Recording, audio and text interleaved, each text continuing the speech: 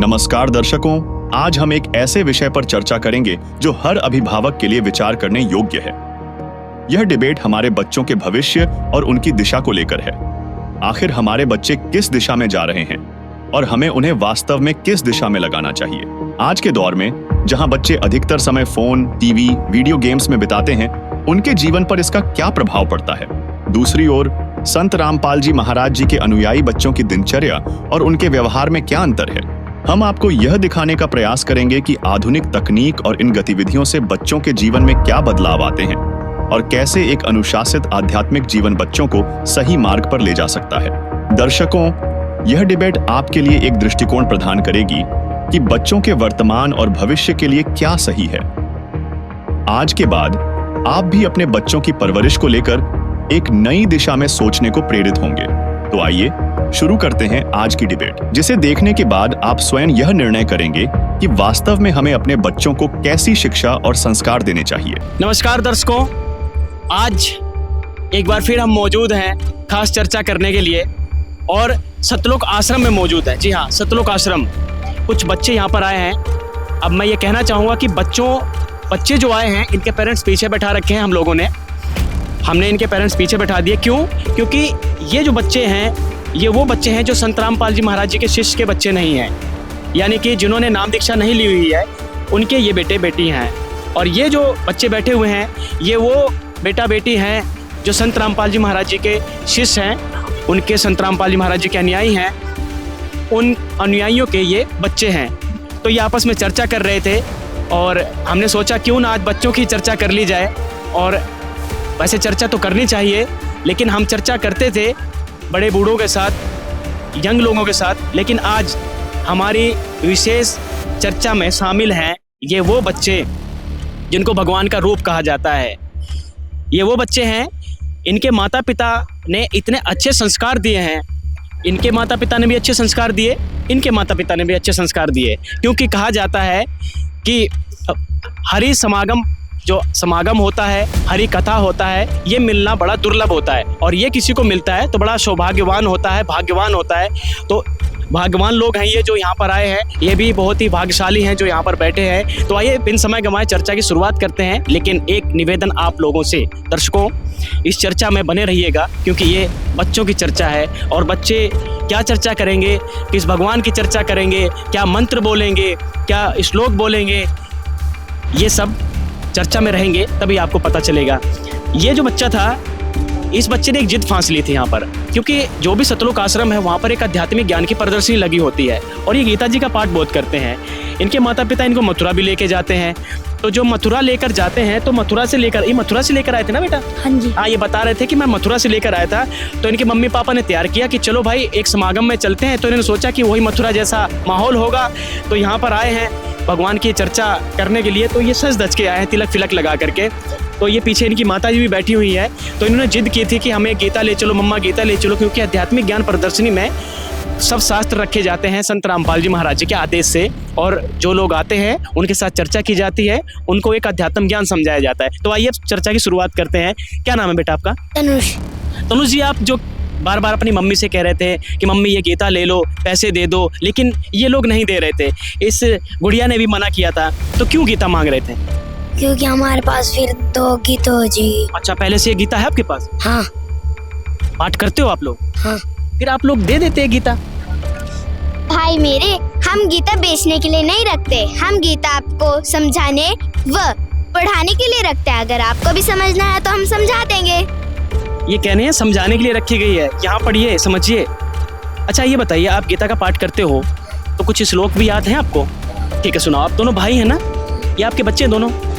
ठीक है, सुनाइए। यदा यदा हि धर्मस्य ग्लानिर्भवति विपत्ति भारत। अच्छा, ये तो वो श्लोक सुना दिया कि जब जब धर्म की हानि होती है तब तक है। चलो ठीक है, अच्छी बात है, बहुत अच्छे बच्चे हैं, ये अच्छे संस्कार हैं। गुड़िया, आपको कुछ याद है? हाँ, आती है मुझे। सुनाओ, अच्छा आप सुनाओ गीता। ओम श्री परमात्मने नमः। अथ पंचमोऽध्यायः। अर्जुन उवाच संन्यासः कर्मणा कृष्ण पुनर्योगं च संससि यच्छेयरितयोरेकं तन्मे ब्रूहि सुनिश्चितम्। देखिए, जो श्लोक ये बोल रहे हैं, इनके संस्कार ही बता रहे हैं कि माँ बाप ने इनको कितने अच्छे संस्कार दिए हैं और हर माता पिता को ऐसे ही संस्कार बच्चों को देने चाहिए। आपको भी कुछ याद है? जी, निमितानि च पश्यामि विपरीतानि केशव, न च श्रेयोऽनुपश्यामि हत्वा स्वजन्माहवे। श्लोक सुनाया है इन्होंने। अब इधर बारी है संत रामपाल जी महाराज जी के शिष्यों की। देखो, उधर से उन लोगों ने श्लोक सुना दिए। आप लोगों को श्लोक आते हैं? आपको आता है? चलो सुनाओ, सुनाओ, बैठे बैठे सुना दो, कोई बात नहीं, सुनाओ। सर्वधर्मान् प्रतीयमान एकम शरणं व्रज। अच्छा, आपको आता है? क्या आता है? चौथे अध्याय का 5वां श्लोक आता है। सुनाइएगा। बहुनी में व्यतीतानि जन्मानि तव च अर्जुन तानि अहम वेद सर्वाणि न त्वयं वेदत्य परंतप। इसका मतलब क्या है? जरा हिंदी अनुवाद भी कर दो। इसका मतलब यह है कि हे परंतप अर्जुन, तेरे और मेरे बहुत से जन्म हो चुके हैं, उन सबको तू नहीं जानता, केवल मैं जानता हूँ। अच्छा, गजब की गीता याद है संत रामपाल जी महाराज जी के शिष्यों को। अच्छा, आप लोगों ने सुनाया, आपको हिंदी पता है? हिंदी पता है?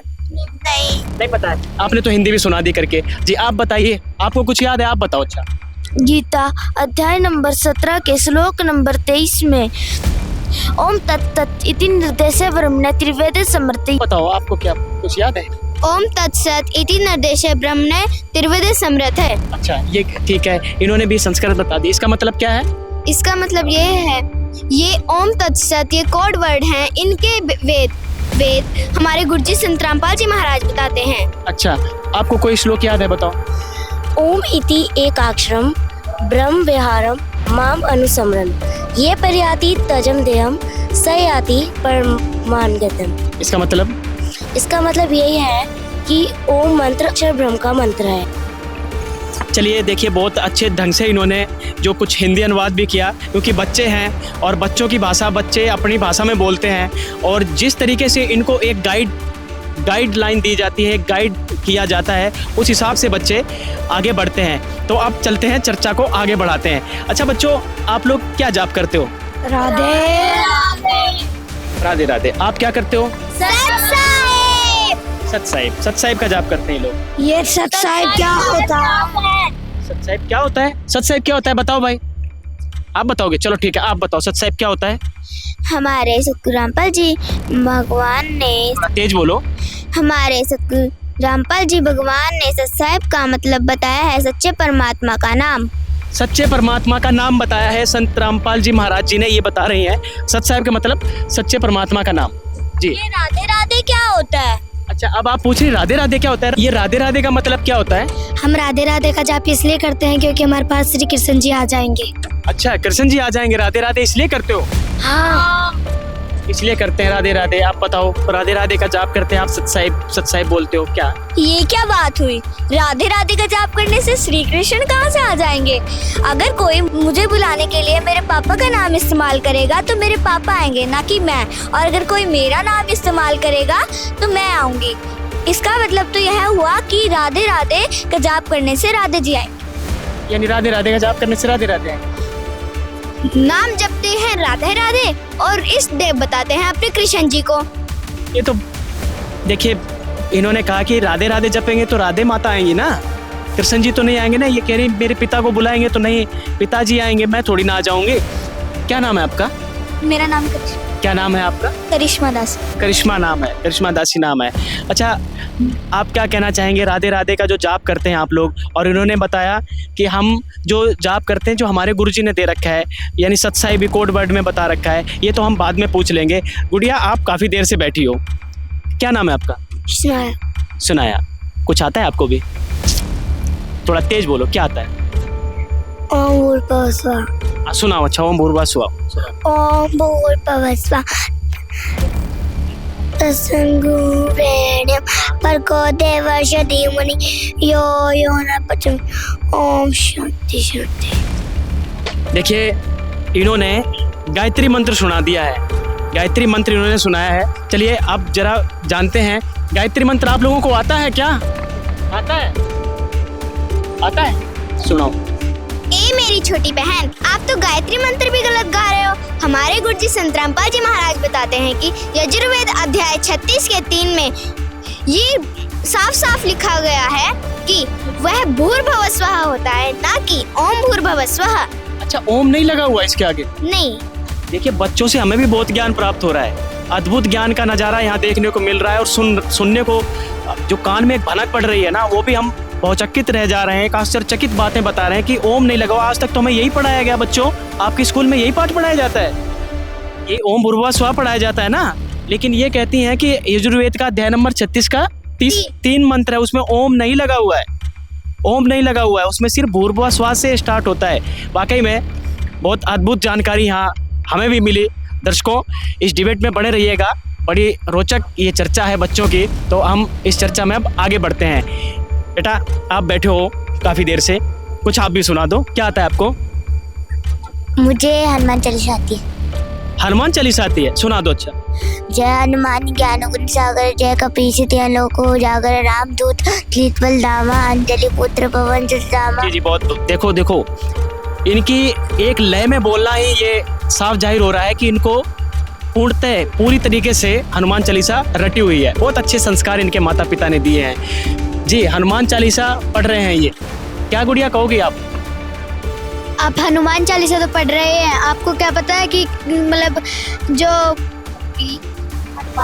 हनुमान जी है वो किसकी भक्ति करते हैं? अच्छा, हनुमान जी किसकी भक्ति करते हैं, बता दो जरा। राम जी की। राम जी की। राम जी की करते हैं। राम जी करते हैं। जय श्री राम। जय श्री राम। राम जी की भक्ति करते हैं। जय श्री राम का नारा भी लग चुका है। अब आप बताओ, ये जय श्री राम नारा लगा के और इन्होंने बता दिया हनुमान जी तो राम जी की भक्ति करते हैं, क्या कहना चाहेंगे आप? फिर राम जी किसकी करते हैं? फिर राम जी किसकी करते हैं भाई, पता है? हमें नहीं पता। किसी को नहीं पता। आप बता दो। आप बता दो। तो हम यही तो बताना चाह रहे हैं कि असली राम कौन है। असली राम कौन है ये बताना चाह रहे हैं। आप बता दो। आप बता दो। बताते हैं। रुको। बताओ भाई, असली राम कौन है? ये बहुत ही महत्वपूर्ण डिबेट एक अद्भुत तरीके से आगे बढ़ रही है। कौन है असली राम, कौन बताना चाहेगा? जी बताओ। एक राम दशरथ का बेटा, एक राम घट घट में बैठा, एक राम ने सकल पसारा, एक राम इन सबसे न्यारा। ये तो बहुत सारे राम निकल के आ गए, बहुत सारे राम निकल के आ गए ना बच्चों। ये इतने राम कैसे फिर? अच्छा, इतने राम है, यानी एक राम दशरथ का बेटा, एक राम घट घट में बैठा और एक राम का सकल पसाया, और आगे एक राम इन सबसे न्यारा। ओहो, ये तो बहुत सारे राम निकल के आ गए। आप बहुत छोटी हो, आपने भी नाम दीक्षा ले रखी है संत रामपाल जी से? हाँ। अच्छा, क्या नाम है आपका? मुक्ति। मुक्ति। मुक्ति पाकर जाओगे संत रामपाल जी से, हैं? हाँ। अच्छा, हाँ। ये बताओ मुक्ति जी, फिर असली राम कौन है, वो क्या नाम है उसका? संत कबीर साहब।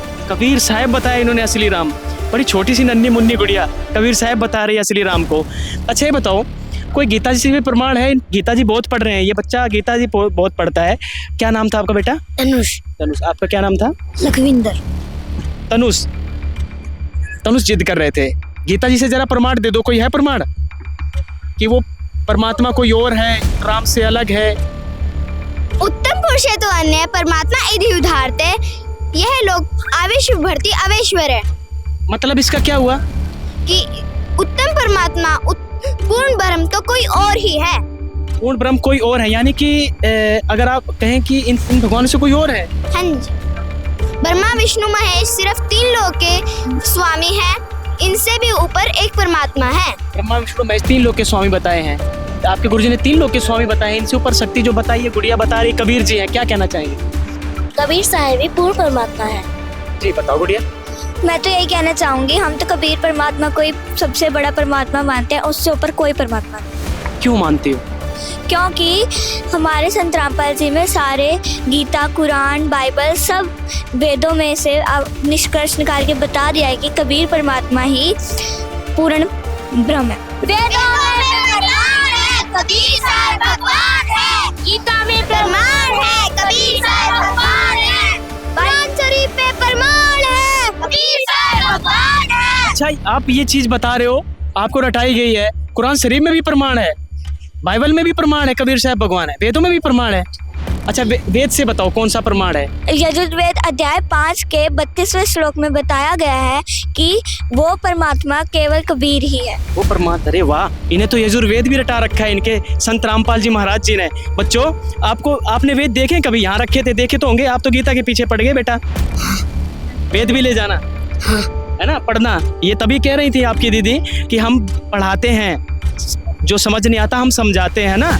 हमें भी समझने को मिल रहा है, आपको भी समझने को मिल रहा है। कितनी अच्छी सी बात है ना। हाँ। है ना। अच्छा, अब आप बताओ, ये तो हनुमान चालीसा करते हैं, ये राधे राधे का जाप करते हैं, आपको सबसे फेवरेट क्या जाप लगता है? राधे राधे मुझे बोलना बहुत अच्छा लगता है। हाँ, राधे राधे दे राधे बसना दे वाली राधे। अच्छा, गाना भी याद है आपको? हैं, बरसाने वाली राधे, बरसाने वाली राधे। बताओ अब। अरे मैंने अभी तो बताया कि अगर कोई मेरे को बुलाना चाहता है और मेरे पापा का नाम इस्तेमाल करेगा तो मेरे पापा ही आएंगे, ना कि मैं। अगर कोई, मेरा नाम करिश्मा है, अगर कोई मेरे को करिश्मा नाम से बुलाएगा तभी तो मैं जाऊंगी। अब कह रहा आपको राधे राधे पसंद है, तो अगर आप राधे राधे का ही जाप करते हो तो राधे ही आएंगे ना। जैसे उसने बताया कि अगर हम राधे राधे इसलिए जाप करते हैं क्योंकि कृष्ण जी आते हैं।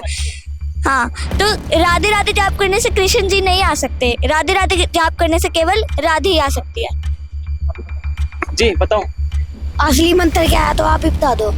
अच्छा, मतलब आप ये पूछ रहे हो कि असली मंत्र क्या है, वो इनसे पूछ रहे हो? हाँ। देखो, अब तो वही बात हो गई ना। अब ये तो खुद पूछ रहे हैं आपसे ये बच्चे कि अब आप ही बता दो असली मंत्र कौन से हैं, कौन सा जाप देते हैं? बताओ कौन सा देते हैं आपके गुरुजी? क्या नाम है आपका? मेरा नाम कार्तिक है। कार्तिक जी बताओ। संत रामपाल जी महाराज अध्याय नंबर 17 के श्लोक नंबर 23 में ओम तत्सत। अच्छा, ये ओम तत्सत का मंत्र देते हैं? हाँ जी, ओम तत्सत में ओम जो पहले मंत्र देते हैं और जो से बाकी के 2 मंत्र है तत्सत, उनमें 2 मंत्र छुपे हुए हैं जो सिर्फ। तो ओम तत्सत का मंत्र देते हैं, ओम तत्सत का मंत्र देते हैं। बताओ क्या कहना चाहेंगे आप लोग? अरे ओम तत्सत का मंत्र तो हम भी कर सकते हैं भाई। ये भी कर सकते हैं नकल मार के गीता जी से। जी बोलिए। वो तो लिखे है ना पवित्र गीता जी में, वो तो हम भी जाप करते हैं, कई लोग करते भी हैं समाज के लोग। हाँ जी बताइए। वो गीता जी में नहीं लिख के, वो सिर्फ पूर्ण परमात्मा कबीर साहब जी ने संत रामपाल जी महाराज को आकर बताया।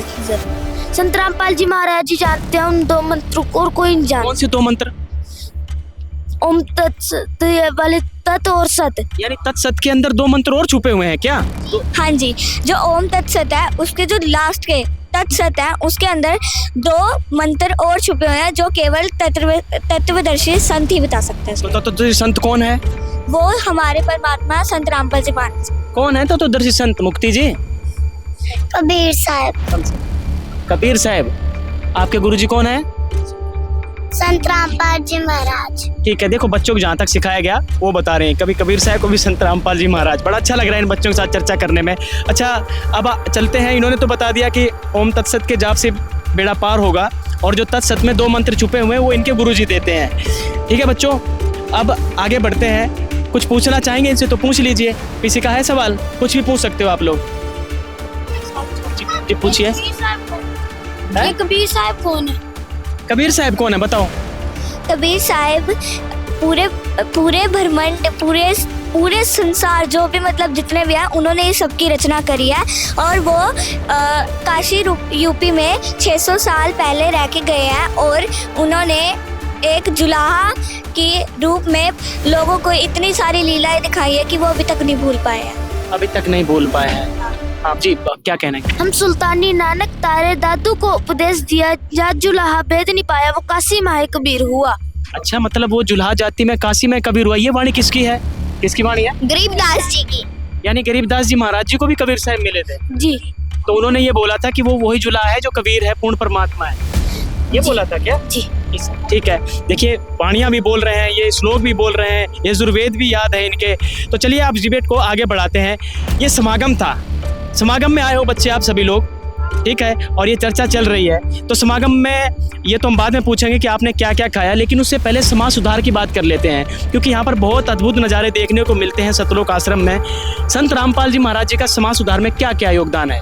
हमारे गुरुजी बताते हैं नशा मुक्त भारत बनाना और दहेज मुक्त विवाह करवाना, भ्रष्टाचार भारत को खत्म करना और मांसाहार भारत को खत्म करना।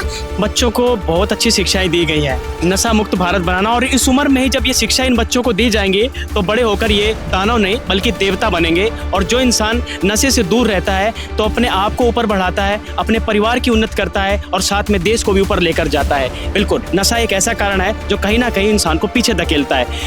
बहुत अच्छी आप जो संत रामपाल जी महाराज जी के शिष्य हैं, अच्छी तरीके से यहाँ अब डिबेट में आगे बढ़ रहे हैं। और ये बच्चे भी इतने श्रद्धालु हैं, इतने अच्छे हैं, बड़े छोटे छोटे बच्चे हैं जो ढंग से बैठे हुए हैं। तो आगे बढ़ते हैं हम।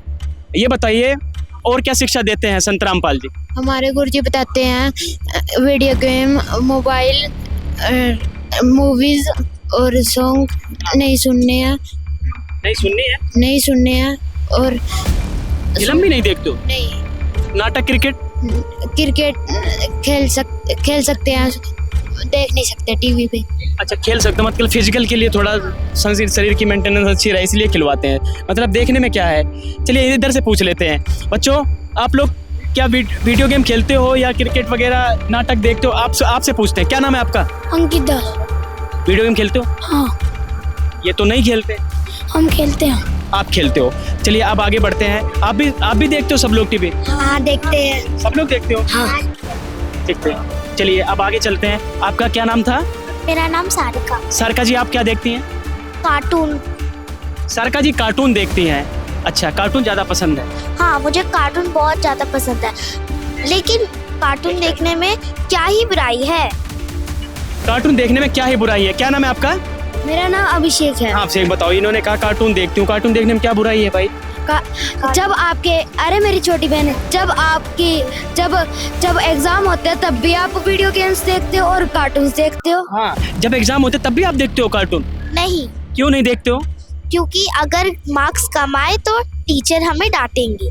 भाई बिल्कुल बात सही है। ये तो हम भी नहीं देखते थे ना, ये लोग देखते हैं। जाहिर सी बात है, जब बच्चों के पेपर होते हैं तो नहीं होते, क्योंकि मार्क्स अगर कम आएंगे तो पिटाई भी होगी और डांट भी पड़ेगी, घर से भी डांट पड़ेगी। क्या कहना चाहेंगे? कि अगर आप भक्ति के लिए टाइम नहीं निकालोगे तो हमको भगवान डांटेंगे। देखिए, भक्ति के लिए अगर टाइम नहीं निकालोगे तो भगवान डांटेंगे, और यहाँ पर जो पढ़ाई के लिए जो इन्होंने टाइम नहीं निकाला, कार्टून देखते रहे, तो टीचर डांटेंगे। बहुत ही अच्छा ज्ञान है इनको। तो चलिए ठीक है, अब आगे बढ़ते हैं। बताइए।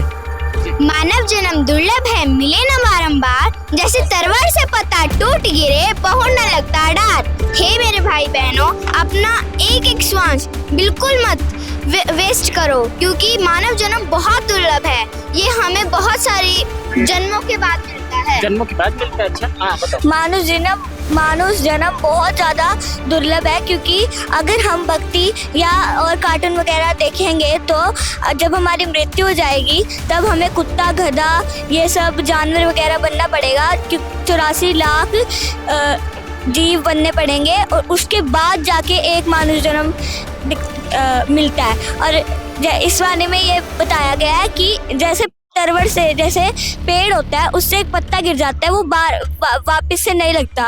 वो तब लगता है जब उसके अंदर हम मिट्टी डालेंगे, खाद डालेंगे, पानी डालेंगे, तब जाके वो वापस से उग सकता है। यानी आप कहना चाहते हो कि जब हम भक्ति करेंगे, परमात्मा के शास्त्र के अनुसार भक्ति करेंगे, तो हमारा मनुष्य जन्म जो है वो हमारा सफल हो जाएगा, और बार बार मनुष्य जन्म नहीं होकर के गधा कुत्ता ना बन के लग 84 में जाके मोक्ष हो जाएगा। जी बताइए। हमें एक एक श्वास में भक्ति करनी चाहिए, एक भी श्वास हमारा वेस्ट नहीं करना चाहिए। हमें क्या कहना चाहिए? यार एक एक श्वास भक्ति करनी चाहिए। आप भी संत रामपाल जी के शिष्य हैं।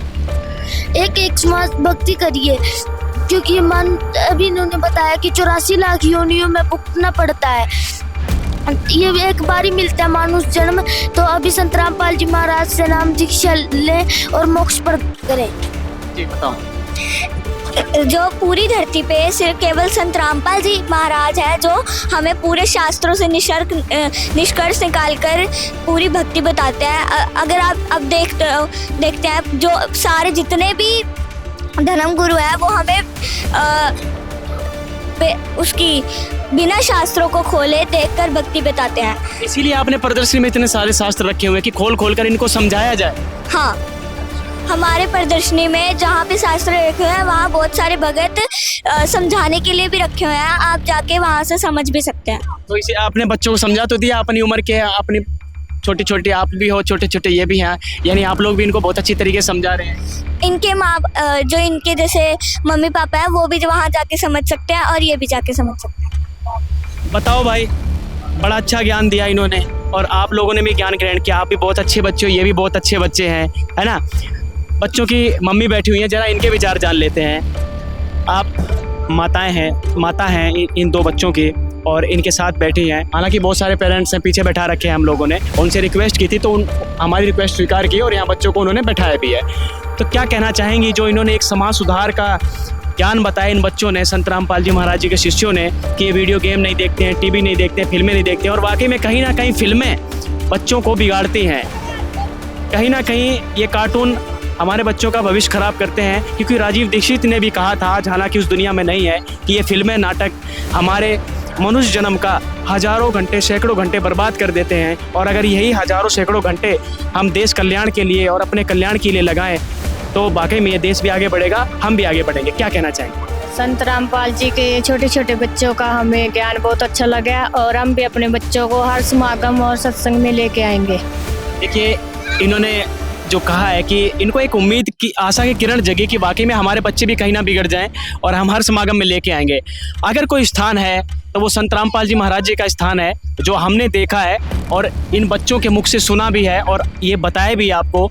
तो इस डिबेट का यही निष्कर्ष है कि बच्चे जो सुधर सकते हैं वो सिर्फ और सिर्फ संत रामपाल जी महाराज जी के आश्रम में आकर उनसे ज्ञान ग्रहण करके सुधर सकते हैं। हालांकि बहुत ऐसे संत हैं जो मांस को भी छुड़वाते हैं और शराब से भी छुटवाते हैं, बहुत ऐसी संस्थाएं हैं जो अच्छा काम कर रही हैं। लेकिन हम जब सतलोक आश्रम में आते हैं तो ये चीज़ देखने को मिलती है कि कई वर्षों से जो शराब नहीं छोड़ना चाहते थे, जब हम इंटरव्यू सुनते हैं उनका, कई वर्षों से जो लोग नशा नहीं त्याग पा रहे हैं उनका पल भर में नशा छूट जाता है। ना जाने क्या पावर है, ये तो आगे चर्चा करते रहेंगे। और इस चर्चा में बस इतना ही, लेकिन जाते जाते आप भी कमेंट बॉक्स में ज़रूर बताइएगा, आप अपनी राय ज़रूर दीजिएगा कि चर्चा कैसी लगी और कैसा निष्कर्ष रहा। फिर मिलेंगे एक नई चर्चा के साथ, दीजिए इजाज़त, तब तक के लिए नमस्कार।